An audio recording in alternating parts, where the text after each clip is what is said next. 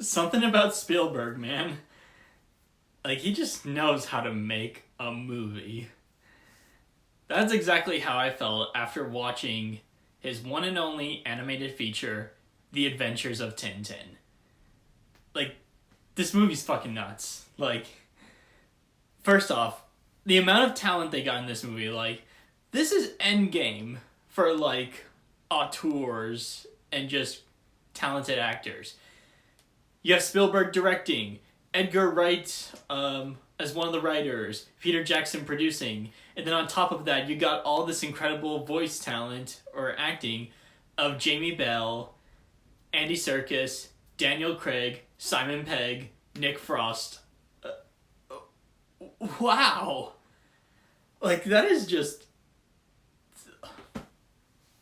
That's just awesome. That's just plain awesome. You know what else is awesome? The action in here. There's just, like, a lot of great action as we come to expect from, like, Spielberg or just a lot of good movies. Like, the action in this, like... I'm just left speechless. But, like, all the fights on, like, the ships is incredible. But what is perfect?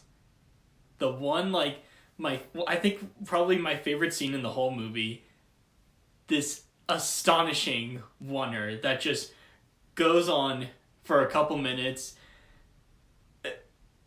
I was left speechless. I was just like, wow. Like, I just want to know how they did this. I really want to know, like, how they made... oh my gosh. Spielberg just went God mode. Like, wow. And I also just found this movie to be really, really funny. Like, this just, like, watching this, you just feel, like, British humor all around. Like, I know Tintin's not British, he's French-Canadian, but, like, watching this movie, you could just kind of see, like, this kind of slapstick and hilarious moments that you find in a lot of British films and shows. Oh my gosh, I don't know what else to say. Like, I feel like if I had any issue, it'd be like there were some moments with Andy Serkis's character that were a little, let's just say, too much, or like, or not too much, but just like kind of unnecessary, like burping in the plane. But you know what? It's only on there for like a couple seconds, so it doesn't bother me much. Like, I just still had such a fun time with this. Like, I just still can't believe Spielberg has, like, not done something like this again. And before I pass it over to Thade, I just gotta also give a shout out to the talented artists over at Weta for just making this film just look so cool. Like, there were some times where I was mistaken, like, for this being live action, because, like, it just looks so real. Like, all the artists did their homework with, like, stuff like, you know, like, there's this one scene where Tintin's going in the house, and you just see all these light beams and, like, the little dust things that you see, like, just kind of flying around. Like, this movie, like, the attention to detail, it's amazing. But you know what? I think I've already said, like, everything I need to say about this movie. Like, it is just wonderful. And, yeah. Let's see what Thade has to say. Thanks, Luke. The Adventures of Tintin by Steven Spielberg is close to a masterpiece.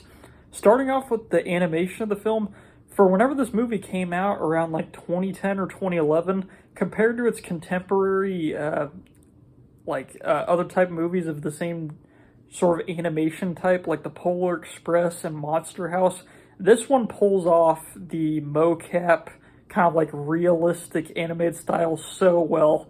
I thought the movie just looked beautiful. Tintin, like his own model, looked great. Captain Haddock, all the animation looked good. It spliced so well with the realistic background, and really the animation throughout the entire movie just looked great. I never had a single time during the film where I like experienced the uncanny valley feeling of sometimes you could have like in the Polar Express or Monster House. I thought the animation in this movie was perfect. Additionally, too, the set pieces in this movie are nuts.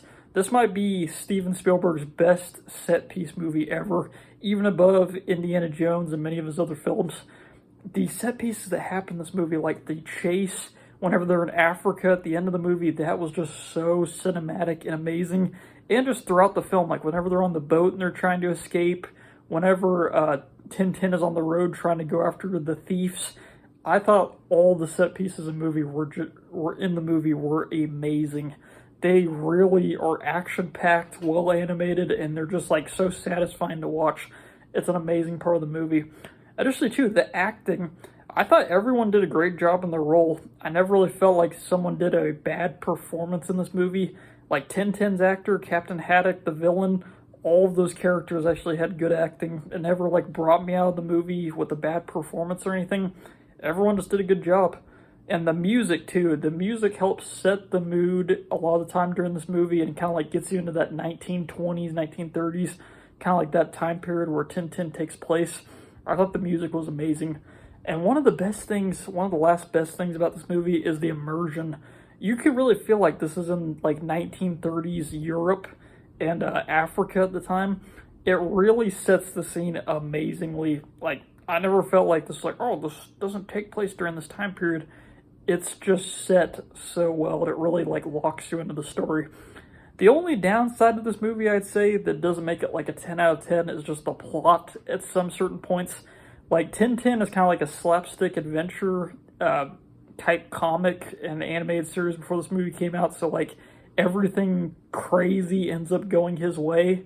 But there are some points in the movie where it's like it's too convenient that some stuff happens. Like, there probably should have been a more logical thing for it, but it's not even a big issue. Tintin, or The Adventures of Tintin, for me is a 9 out of 10. I think this is an amazing movie. I'm just surprised they never made a sequel because there needs to be way more animated movies like this. This is close to a masterpiece and just a great film to watch. Make sure to watch it soon. It's free on some different platforms, so check it out.